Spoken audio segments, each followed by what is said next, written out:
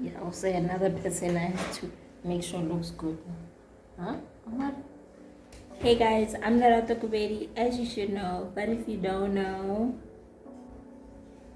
and now you know.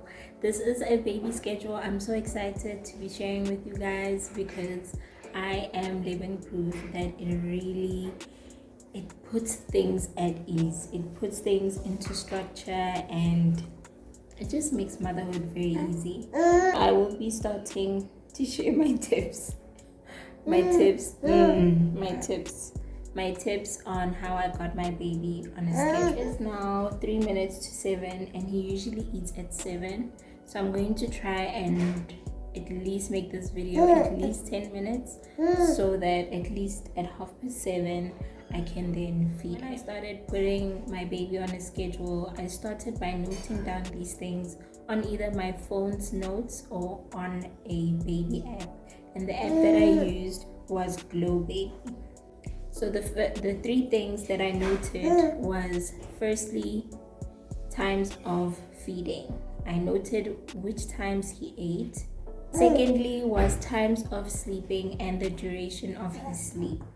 Thirdly was checking a sample of a schedule that is very similar to his and according to his age. I found that from checking the website called What to Expect. I even signed up for their emails. I had the app. Did I have the app? I think I had the app. And number 4 is to follow noted times until baby follows for at least 3 weeks. 3 weeks, which is basically 21 days, is what it takes to see if the baby actually follows the schedule. And once the feeding and sleep are consistent for about 3 weeks, then you can start with the following. Start with an Excel spreadsheet. It's days of the week and hours. So basically from midnight until 11 p.m. Just put items onto the schedule, which is the feeding times and the sleeping times. Try following the rough schedule consistently for at least a week. Basically, you start off with noting them down first for 3 weeks, and when they're consistent, then you put them down on a schedule, then you can follow them for a week. He is bored. You are bored. Okay. Play with my hands. I need to hurry up. If baby is consistent, then you can put the extra items such as playtime, bath time, putting on heater before bedtime in winter, for example. Make schedule attractive with colors, baby's name, and emojis. That's what I did. If you wanted more minimalistic, you can do that.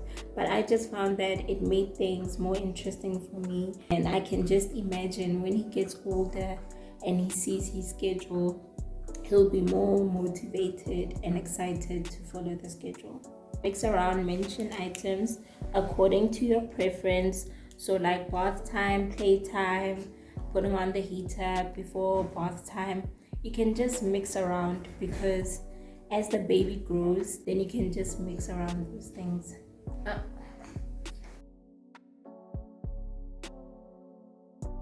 Stretch maximum hours for the last nap. So I always make sure that his last nap is maximum 2 hours. Sometimes baby will follow the schedule and sometimes he won't, so that's perfectly normal. If baby skips the time that he is supposed to be sleeping, then expect him to sleep at the next time slot. So if, for example, if he's supposed to sleep at 8 but he didn't sleep at 8 and his next time to sleep is at 11 p.m., then expect him to sleep at 11 p.m. so that you don't have that pressure of making sure that he sleeps when he's not showing signs of sleeping. And that's what I went through in the beginning, but now I realize that there's certain things I did differently now to make sure that he does sleep, according to his hours, which I will have a video on making sure that baby sleeps longer, baby sleeps at the expected times, and so on. Follow the schedule even in a different environment. Go with the baby's flow. The baby sets the schedule. That's what it essentially starts off with. You are noting down his feeding times, his sleeping times. So go with his flow. And once he catches on to the schedule, it's just plain sailing from there. When out for outings, you can let go of the schedule, but make sure that the moment you arrive home or wherever your accommodation is, that you follow the schedule almost immediately. If you get home, let's say for example for me, if his bath time now is what's your bath time now? 9. Yeah, his bath time is now 9, and if we are gone for an outing and we only come back at 9:30, I need to make sure that I get him bathed, I get him fed, I get him into bed, so that when he wakes up at 11 p.m., everything has gone back as usual. Prepare bathing and sleeping area before schedule time, which just makes things easier, because if you are eating and watching TV, you do get into that mode of relaxing, and then when it's time for him to bath, you're still preparing his bathing area, which takes time. So I found it very helpful to get those things ready. Yeah, we found something that can distract you. Yeah. When the baby is ill or teething, when the baby is ill or teething, the schedule is affected. So try to go a little bit easier on the schedule, but try to follow it as best as you can. Sleep regressions will change the schedule. So sleep regressions is when the baby has reached a milestone or is growing in some aspect, which causes the sleep to not be as you're used to. These are my last 2 points, and then we are done, because, excuse me, this 8-month-old baby is not playing. Be prepared for sarcasm and criticism towards your schedule from friends, family, your partner, and even strangers. Just stick to your guns. You know why you're doing it. You know why you want to do it. So just be prepared for that. And you are off the wall, and just be prepared to brush it off. And lastly, do what makes you and the baby happy and well rested. I wrote down a list of the pros and cons, so I'm going to be very freestyle with it, because he's becoming a little fussy, because he has to eat at 7 and it's already 7:12. So the pros is that baby's cry and fuss is predictable according to the time. So for now, it's 7:15 and he's becoming a bit restless, and I'm able to immediately know what he needs, and that is feeding time. Baby will unconsciously follow the schedule. No more fighting sleep. He does not fight sleep. When it's time for him to sleep, even a few minutes before, he becomes very grumpy. So then I know that he just wants to sleep. And even day naps are not a struggle. They used to be a struggle, but now they're not a struggle, because he just, by then, his biological clock already tells him that it is time to sleep. Yes, we're finishing! More time for yourself and what else you need to do. Like, for example, I'm able to sit down and record this video because we have a schedule, and it makes things easier. I'm able to slot what I need to do in between what he needs. More sleep and structure for yourself and the baby and whoever is looking after the baby. The cons: it's intensively challenging and frustrating at first. Like, it's hard. There are going to be times when you just throw it to the side and don't follow it anymore. But trust me, once you have him on it, he's going to follow it, and you're going to actually enjoy following it. Yes, I'm almost finished. Another con is if schedule isn't followed, the next 2 to 3 days are very chaotic. They're all over the place.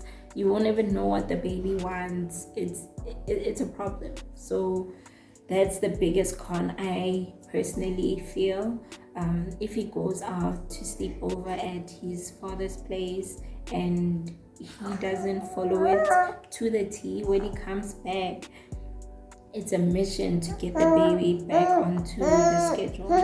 If the schedule isn't followed, then baby will become fussy. He will cry. He will play. Even when he's tired, it will be a mess. Like, trust me, it will be a mess. If practices like white noise, how you light up the room, and such things are not followed, it is going to be a struggle, and baby won't stay fast asleep, or the sleep will be shortened. Almost finished! Yay! Alright! Yay! And lastly, opinions and comments will be there. They're gonna be there, but I feel like they're gonna be there whether you have a schedule or you don't. So just do what works for you. Do what makes you feel good, what makes you feel rested, what makes the baby happy, what makes the baby grow well, and just a happy baby and a happy mommy and a happy daddy is the goal here. So yeah guys, that's the end of it. If you are starting a schedule, good luck, but mostly just be patient with yourself. You will figure it out. Even if you did try it but you gave up, do try it again. Keep trying. Eventually you will get the hang of it. And even when the sleep regressions happen, like his sleep schedule kind of changes, you'll know immediately how to change it around. So yeah guys, thank you so much for watching this video. I know it was a bit all over the place, but I did try to keep it as structured as possible, because someone he's not alright because he's hungry. So thank you guys so much for watching this video. Do like this video if you thoroughly liked it. You made it to the end, so you did like it. Do comment down below on any other videos and topics you'd like me to cover. Do subscribe if you haven't already subscribed. Tell them the last part, and hit that notification bell so that you never miss a beat and never miss a pulse. Bye guys. Bye. Say bye bye. I'm going to eat now. Yay! I'm going to eat now. Porridge time. Yay! Oh my. That was a lot.